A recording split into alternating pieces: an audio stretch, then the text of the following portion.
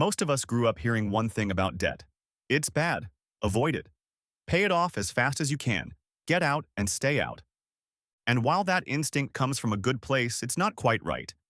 And treating all debt the same is a mistake that can actually cost you money. Real money.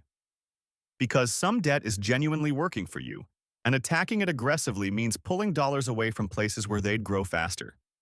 In this video, I'm going to break down the real difference between good debt and bad debt. Not based on how it feels, but based on the math. And at the end, I'm going to give you one simple rule that cuts through all the confusion about what to pay off first. It works in almost every situation, and once you have it, you'll never second-guess your debt payoff strategy again. Let's get into it. The difference between good debt and bad debt isn't about the type of debt. It's about what the debt is doing and what it's costing you to carry it. Good debt has two characteristics. First, the interest rate is relatively low. Second, the debt either builds something of lasting value, an asset, an income stream, a skill set, or it allows you to acquire something that grows over time. The debt is a tool, not a trap. Bad debt is the opposite. The interest rate is high, often painfully high. And the money was used to buy something that has already lost value, or something that gave you a temporary experience that's long since gone. You're paying for the past, and the interest keeps compounding into your future. Here's why this distinction matters so much. Every dollar you use to pay down debt is a dollar that doesn't go somewhere else. If you're aggressively paying off a 3% mortgage while carrying a 24% credit card balance, you're making a mathematically backwards decision. You're putting out a candle while the house is on fire. Understanding which debt is which lets you direct your energy and your money where it actually does the most good. Let's look at what good debt actually looks like in practice. The clearest example is a mortgage. A home loan at a reasonable interest rate, historically in the 3 to 7% range, is secured by an asset that tends to appreciate over time. Every payment builds equity. In many cases, the interest is tax-deductible. And for most people, homeownership is one of the largest sources of net worth by retirement. That's debt functioning as a wealth-building tool. Student loans, when they're reasonable relative to the income they unlock, can also fall into this category. A loan that funded a degree leading to a significantly higher-paying career has a return on investment built into it. The nuance here is the word reasonable. Student loans at low rates for a degree with strong earning potential are very different from high-rate loans for a program with limited income upside. Context matters. Business loans used to build or expand a legitimate income-generating operation can also be good debt. For the same reason, the borrowed money is being deployed to create more money. The debt is an investment in future cash flow. The common thread across all of these, the interest rate is manageable, and the debt is tied to something that builds or preserves value over time. Now let's look at the other side. Bad debt is easy to recognize once you know what to look for. And unfortunately, it's also the easiest kind to accumulate. Credit card debt is the most common example and the most damaging. The average credit card interest rate today is well above 20%. That means every dollar you carry on a card from month to month is costing you 20 cents a year, compounding. If you have $8,000 on a card at 22%, and you're making minimum payments, you could be paying that off for a decade or more and spending more in interest than you originally charged. The original purchase is long gone. The bill keeps arriving. High-interest personal loans, often used for vacations, electronics, furniture, or other depreciating purchases, fall into the same category. Payday loans are the most extreme version. Interest rates that can effectively reach triple digits on an annualized basis, designed for short-term borrowing that frequently becomes a long-term trap. The defining feature of bad debt. You're paying a high price for money you already spent on things that aren't worth what you owe. There's no asset appreciating on the other side. There's no future income being generated. It's just cost. And it compounds against you every single month you carry it. But not all debt fits neatly into good or bad.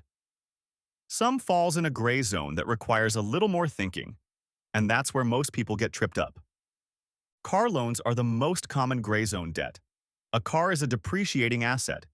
It loses value the moment you drive it off the lot. But transportation is a necessity, And for most people, a car loan is unavoidable. The question isn't whether the debt is ideal, it's whether the rate is reasonable. A car loan at 4 or 5% is manageable and worth keeping at minimum payments while you focus on higher rate debt. A car loan at 14% starts looking more like bad debt and deserves more aggressive payoff attention. Medical debt is its own category. It typically doesn't carry interest in the traditional sense, and it's often negotiable. Many hospitals and providers will reduce balances or set up interest-free payment plans if you ask. If you have medical debt, before making extra payments, call the provider and ask about your options. You may be able to resolve it for less than the stated balance. Home equity loans and lines of credit, HELOCs, sit in the middle. The rates are generally lower than credit cards, and interest may be deductible if used for home improvements. But your home is the collateral, which raises the stakes considerably. Use them carefully.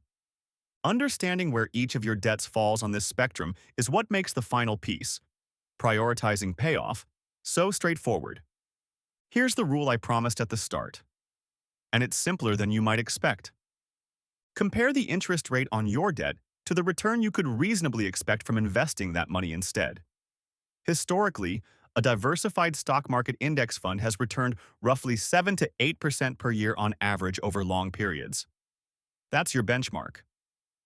If a debt's interest rate is higher than that benchmark, say anything above 8 or 9%, pay it off aggressively before investing.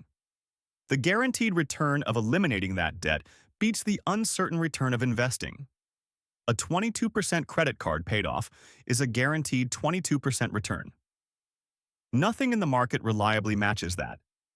If a debt's interest rate is lower than that benchmark, say a 4% mortgage or a 3% student loan, the mathematical argument actually favors investing over aggressive paydown. The expected return from investing is likely to outpace the interest cost over time. Debt that falls in the middle, between 5 and 8%, is genuinely a judgment call. Both approaches are reasonable. Many people choose to pay it down for the peace of mind, even if the math is close. That's a legitimate choice. Now, before any of this applies, there's one move that always comes first regardless of your debt situation. Capture your full employer 401k match if you have one. A 50 or 100% employer match is a guaranteed return that beats even the highest interest debt. Never leave that on the table. So the priority order looks like this. Get the full employer match first. Then attack high interest debt. Anything above 8 or 9%. Before putting extra dollars into investments. Build your emergency fund in parallel so you're not forced back into debt when something unexpected hits. Then focus on retirement contributions and lower rate debt in whatever combination makes sense for your situation. That framework, applied consistently, is what separates people who make real financial progress from people who feel busy but stay stuck. Let's bring it together. Good debt is low rate, tied to something that builds value and works as a financial tool. Bad debt is high rate, tied to things already spent or already gone, and compounds against you every month you carry it. And the rule for prioritizing payoff is straightforward. Compare the interest rate to your expected investment return, and put your money where the math points. You don't have to be debt-free to be financially healthy. You just have to be strategic about which debt you carry and which you eliminate first. In the next video, we're going deeper on the emergency fund, specifically how much you actually need, where exactly to keep it, and a few mistakes people make that leave them exposed, even when they think they're covered. Subscribe so you don't miss it, and I'll see you there.